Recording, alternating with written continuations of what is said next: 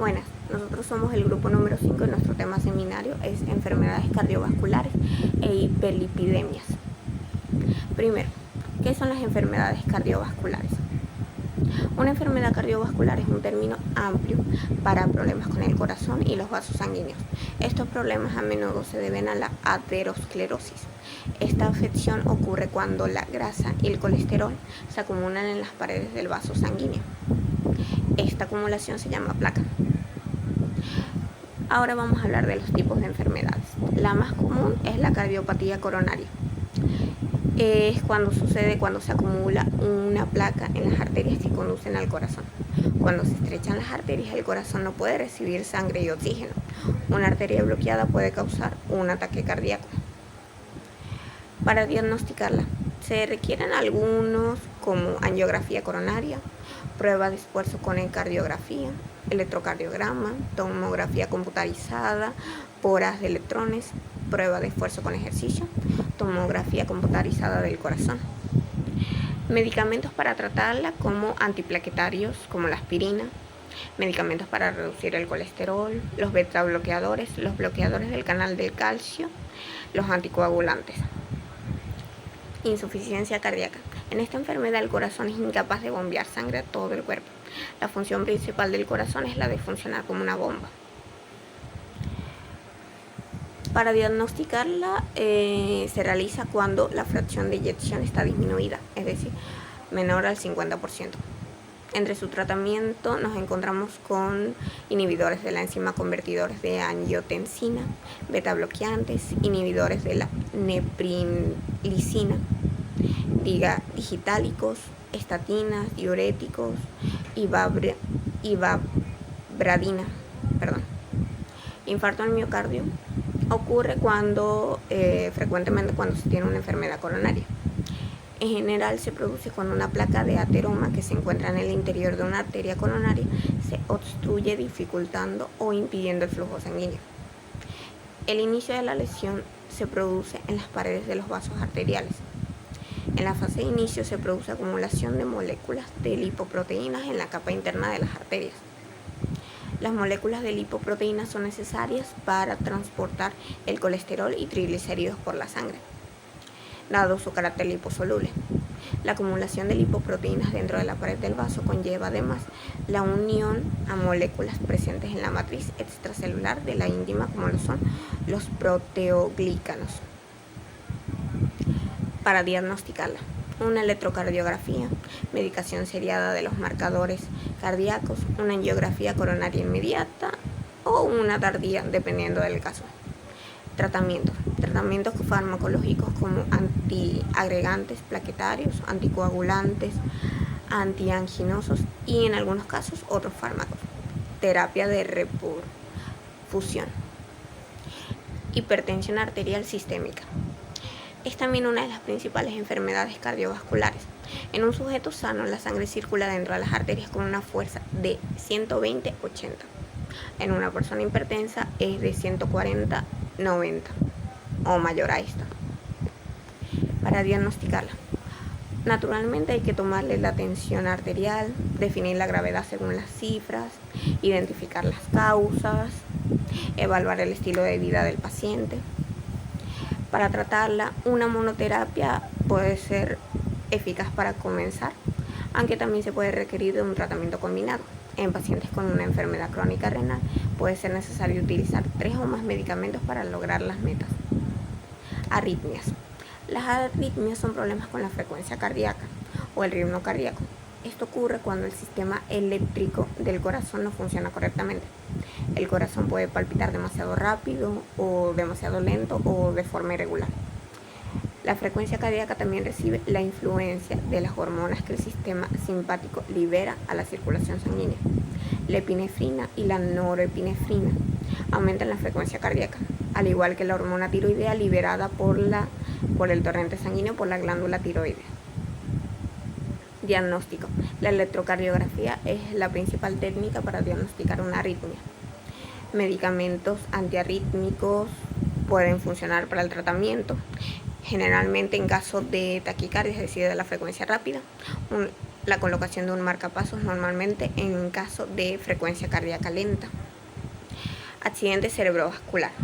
Esto ocurre cuando el suministro de sangre a una parte del cerebro se interrumpe o se reduce, lo que impide que el tejido cerebral reciba oxígeno y nutrientes. Las células cerebrales comienzan a morir en minutos. Existen dos causas principales: una arteria bloqueada, que es cuando el accidente cerebrovascular es isquémico, o filtración o ruptura de un vaso sanguíneo cuando es hemorrágico. Hablando del isquémico, los vasos sanguíneos se bloquean o se estrechan debido a la acumulación de depósitos de grasa o de coágulos sanguíneos u otros desechos que viajan por el torrente sanguíneo y se alojan en los vasos sanguíneos del cerebro. Para tratarlo, los médicos deben restablecer rápidamente el flujo sanguíneo al cerebro, medicamentos de emergencia por vía intravenosa, medicamentos administrados directamente al cerebro, extracción del coágulo con un recuperador del stent. Ahora, en el caso del hemorrágico,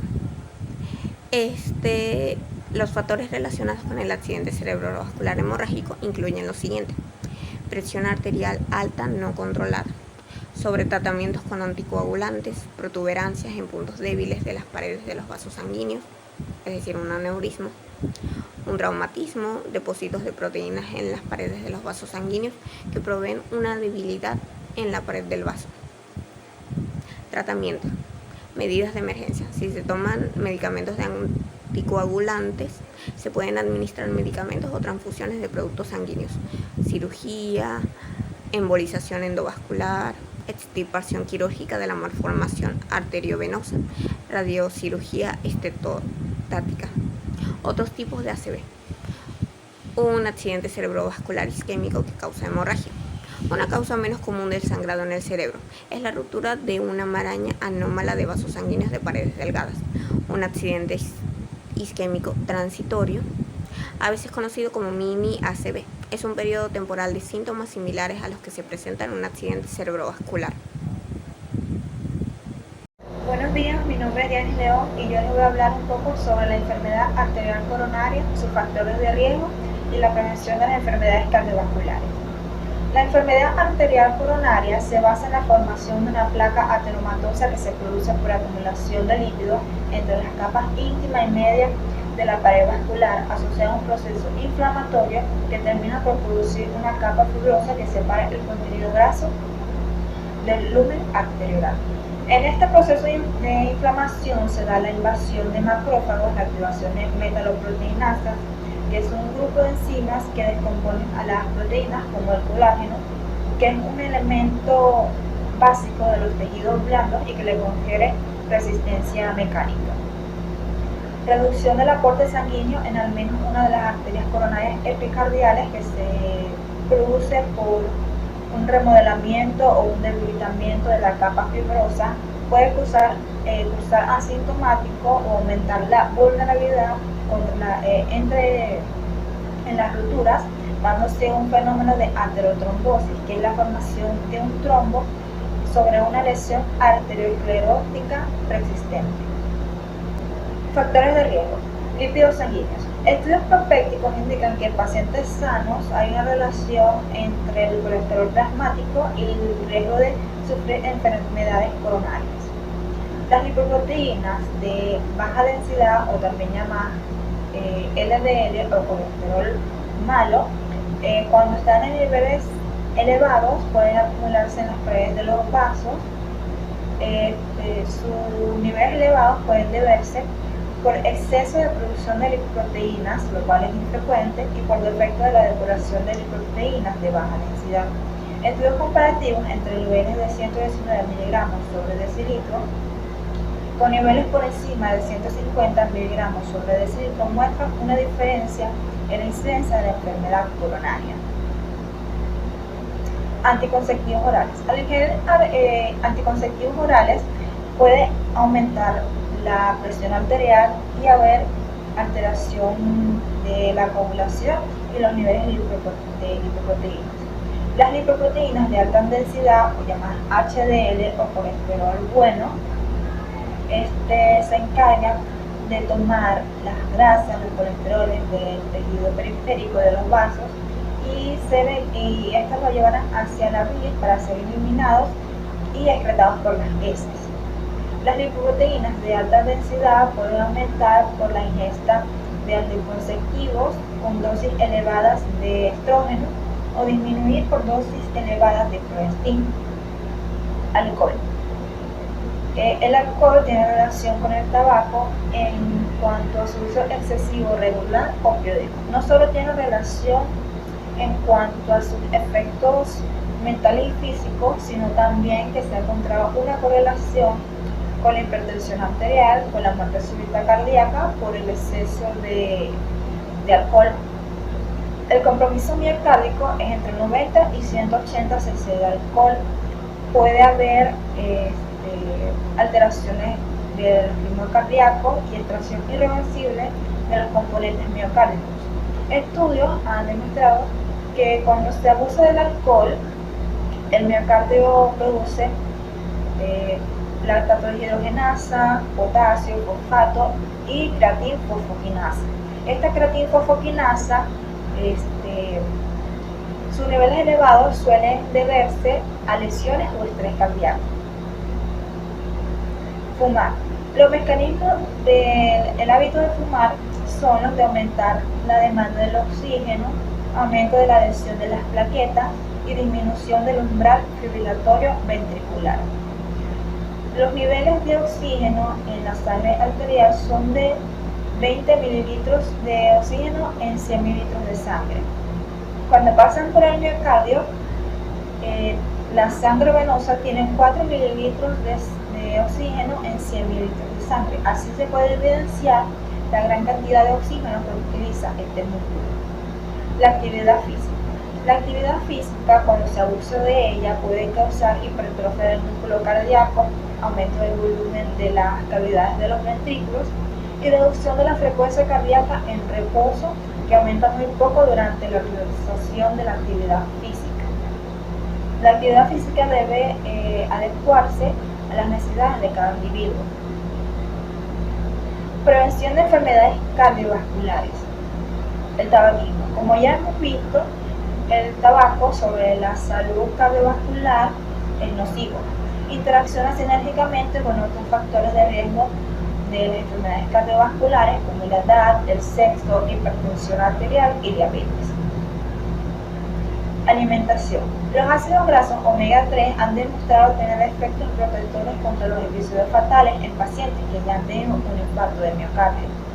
El omega 3 se puede obtener, por ejemplo, en el pescado y puede ayudar a reducir las arritmias cardíacas, la acumulación de placa y también los triglicéridos que están acompañados por un aumento de las lipoproteínas de muy baja densidad, también por las lipoproteínas de baja densidad y una disminución de las lipoproteínas de alta densidad.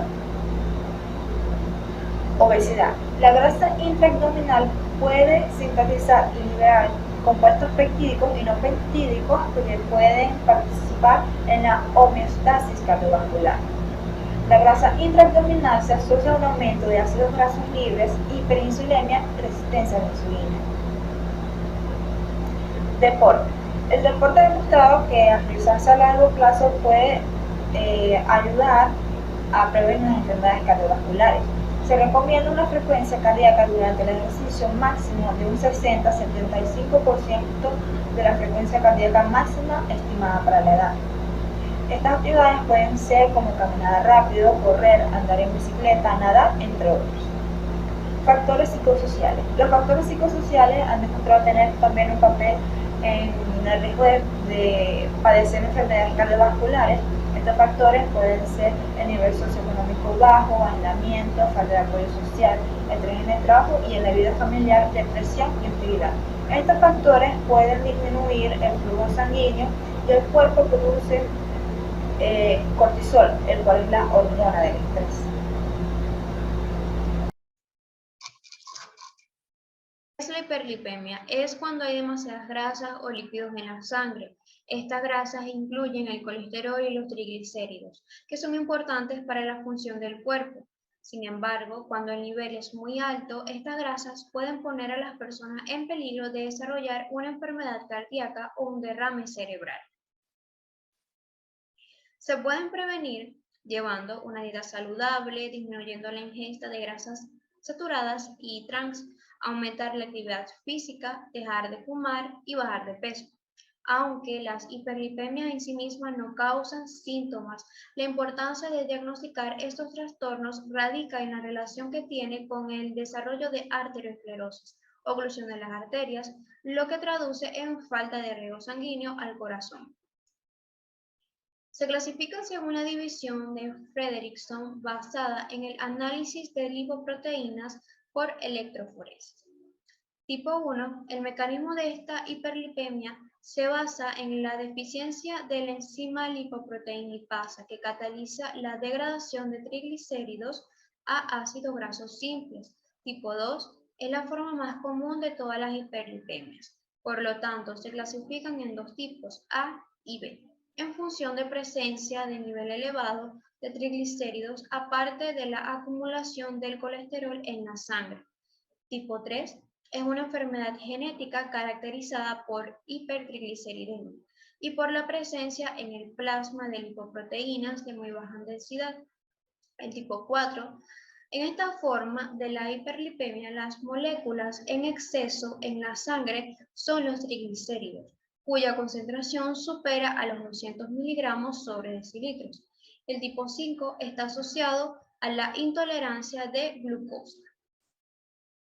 Las hiperlipemias también se pueden clasificar en primarias y secundarias. Las primarias son cuando se deben a una alteración propia del metabolismo de las grasas. A este tipo pertenecen la hipercolesterolemia familiar, hipertrigliceridemia familiar, la hiperlipemia familiar combinada.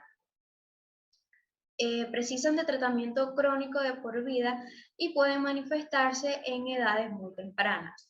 Las secundarias producen como consecuencia de otra enfermedad o de la toma de determinados medicamentos y pueden desaparecer una vez que se elimina la causa que las origina.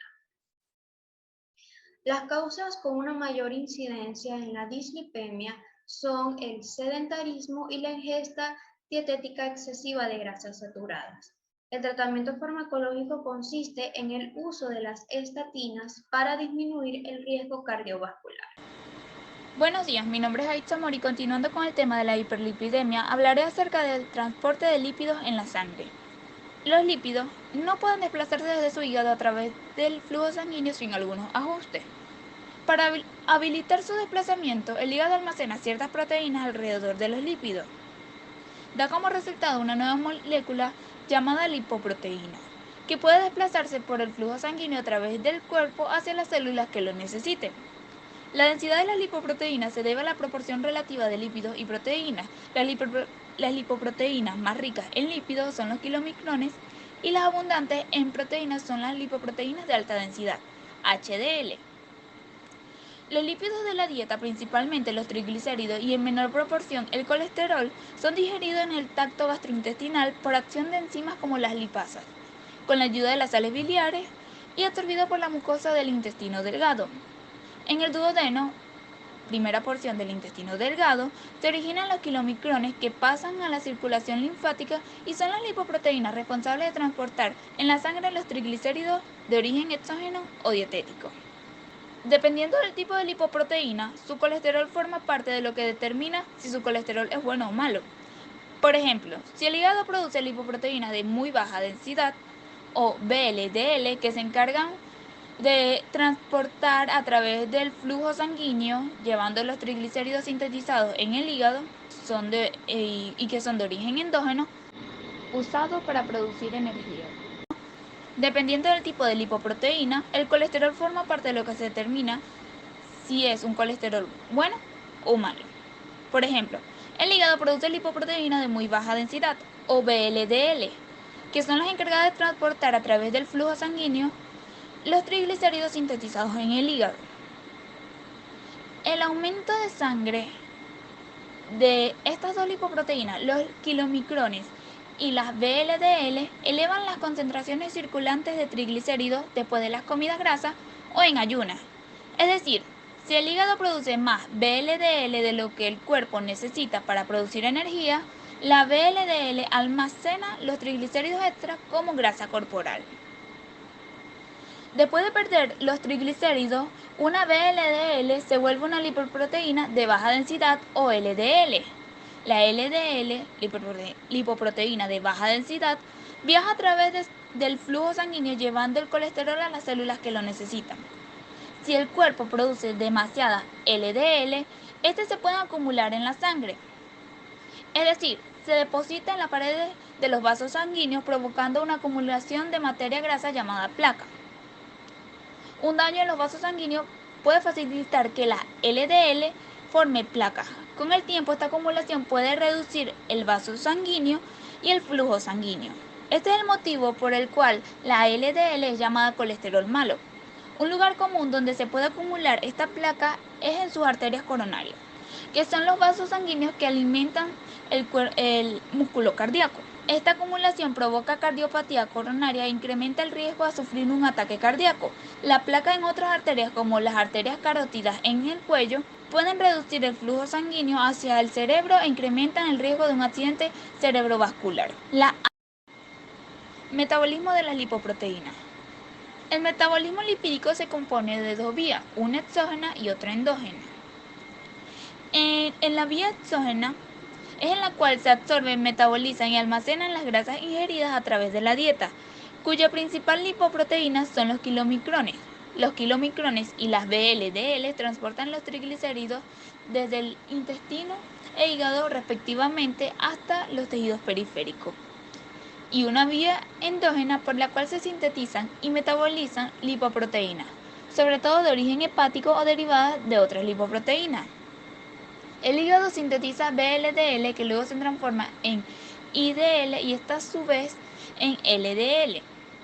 Mediante el transporte reverso del colesterol, las HDL son capaces de captar el colesterol de los tejidos periféricos y devolverlo al hígado en un proceso crucial para evitar la aterosclerosis, que es la acumulación de grasa, colesterol y otras sustancias en las paredes de las arterias. Podemos aplicar esto de otra forma, es decir, las HDL intervienen en el transporte inverso del colesterol desde los tejidos y las paredes arteriales hasta el hígado, donde se excreta por la bilis del intestino, que constituye una vía de eliminación del exceso del colesterol en el organismo. Esto explica parte del efecto beneficio de estas lipoproteínas. Por eso, el colesterol unido a las HDL se conoce como colesterol bueno y el unido a las LDL colesterol malo. Las LDL son las principales lipoproteínas aterógenas del plasma, siendo las HDL las partículas antiaterógenas. La lipoproteína está considerada también en la actualidad como un factor de riesgo cardiovascular independiente, siendo útil su medición en pacientes con riesgos cardiovasculares intermedio o alto. Esta clasificación que vemos en esta diapositiva es la que anteriormente mi compañera explicó, donde se exponen las hiperlipoproteínas más frecuentes según el criterio aceptado por la OMS. La clasificación anterior es válida para los efectos de tratamiento, pero cada uno de los tipos de HPL comprende varias enfermedades de etiología diferente, tanto primarias como secundarias. Así parece preferible la clasificación según las funciones de las alteraciones moleculares asociadas con la biosíntesis, secreción y metabolismo de la lipoproteína. Dentro de las HPL primarias de origen génico, existen un número de alteraciones que afectan a las lipoproteínas que contienen ApoBeta y otras que afectan a las lipoproteínas que contienen ApoAlfa. Además, existen dislipidemias secundarias a otras enfermedades, fármacos o hábitos de vida, especialmente en tipos alimentarios.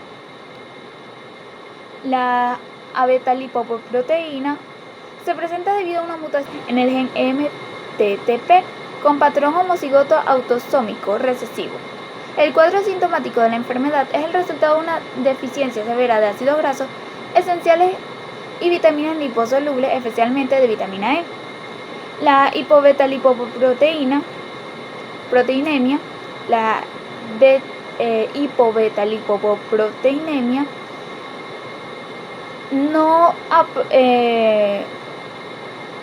con retención selectiva de kilomicrones, como en la abetalipoproteinemia, no aparecen en kilomicrones. Sin embargo, se encuentran proteínas plasmáticas que contienen ApoB100, aunque en concentraciones bajas.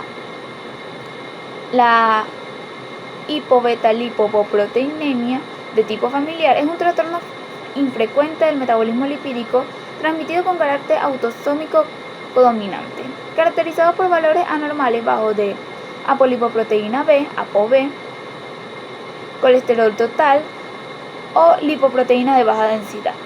La hiperlipemia familiar combinada se caracteriza por la elevación de VLDL y de LDL debido a alteraciones del receptor de la proteína estimulante de los ácidos grasos, una proteína que facilita la entrada de los ácidos grasos liberados por la lipasa a los adipocitos, o bien alteraciones en la propia LPL que conducen a uno de los casos al aumento de ácidos grasos plasmáticos y en otro a los metabolismos lenta de la VLDL.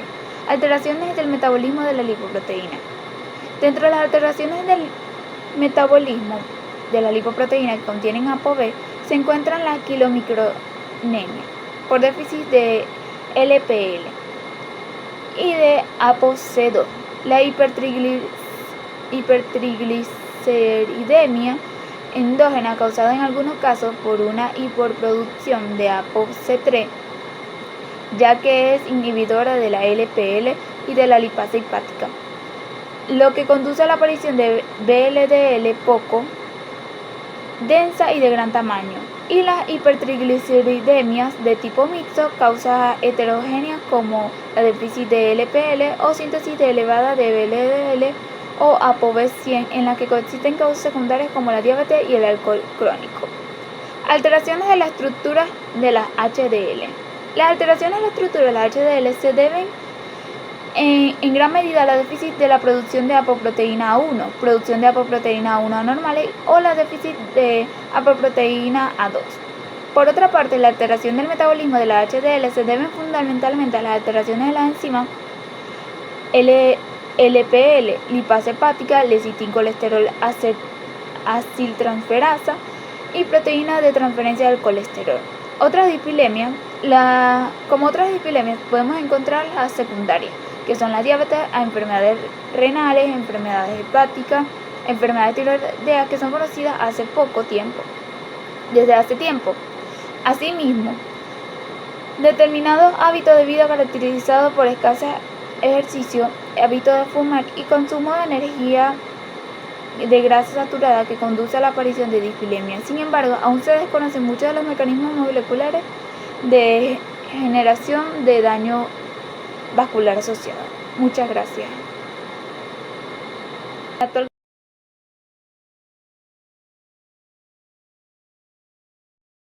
Mi nombre es Genaimar James y les voy a hablar sobre el perfil lipídico. El perfil lipídico, también denominado lipodograma o perfil de riesgo coronario, es un grupo de pruebas de exámenes diagnosticadas de laboratorio clínico, solicitadas generalmente de manera conjunta para determinar el estado del metabolismo de los lípidos corporales, comúnmente suero sanguíneo. Dentro de las pruebas que se incluyen en un perfil lipídico se encuentra el colesterol total, HDL, lipoproteína de alta densidad, LDL, lipoproteína de baja densidad, y VLDL, lipoproteína de muy baja densidad, y los triglicéridos. Uso del perfil lipídico. El médico utiliza la información para evaluar con otros signos y síntomas el riesgo de una dislipidemia y sus complicaciones, como un infarto cardíaco o una apoplejia, causado por una obstrucción de los vasos sanguíneos por adenomas o placas de colesterol. Es decir, para valorar el riesgo cardiovascular de la persona e instituir así un régimen adecuado de prevención y tratamiento. ¿Cómo nos debemos preparar para un perfil lipídico? Es posible que le pidan a su hijo que deje de comer y de beber durante las 8 a 12 horas antes de hacerse la prueba de análisis de sangre y que no haga ejercicios físicos durante 12 a 14 horas previas a la prueba. Es importante recalcar informar al médico sobre cualquier medicación que esté tomando, porque también eso puede influir a la hora de los resultados de la prueba. El hecho de que su hijo lleve una camiseta de manga corta para el día del análisis puede facilitar el trabajo, y también es necesario que lleve algún tipo de juguete o libro para que él se pueda distraer. ¿Cómo se hace? En la mayoría de los análisis de sangre, para extraer una muestra de sangre a partir de una vena, a tal efecto el profesional de la salud debe limpiar la piel, coloca una goma o torniquete alrededor del área para que las venas se hinchen de sangre, insertar una aguja en una vena, generalmente en el brazo, sea en la cara interna del codo o bien en el dorso de la mano. Introduce una muestra de sangre en un frasco o jeringa, extrae la goma y retira la aguja de la vena.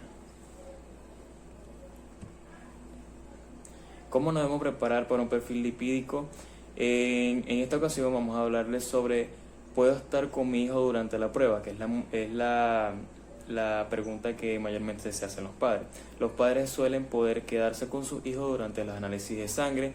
Intente que su hijo se relaje y dígale que se quede muy quieto, porque uno de los músculos tensos puede dificultar la extracción de sangre. Es posible que su hijo prefiera apartar la mirada de la aguja, ¿verdad?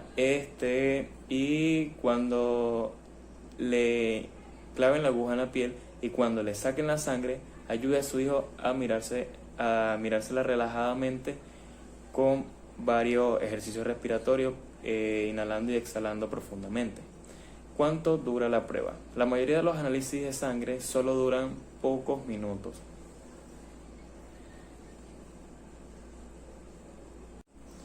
¿Qué ocurre después de la prueba?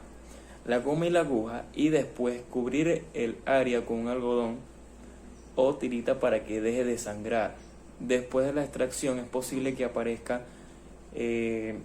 un pequeño hematoma que debería desaparecer en pocos días. ¿Cuándo estarán listos los resultados? Que es otra pregunta que se hace bien sea los padres. Las muestras de sangre se procesan utilizando una máquina y los resultados pueden tardar de unas pocas horas o un día a estar listos. Si los resultados de la prueba indican un posible problema, el médico pedirá otra prueba para averiguar en qué consiste el problema que está ocasionándolo. El perfil lipídico es un procedimiento seguro con unos riesgos mínimos. Algunos niños se marean o se desmayan cuando le sacan la sangre. Unos pocos niños y adolescentes tienen mucho miedo a las agujas, y si un niño está ansioso, hable con el médico antes de hacerle la prueba sobre formas de hacer el procedimiento más sencillo.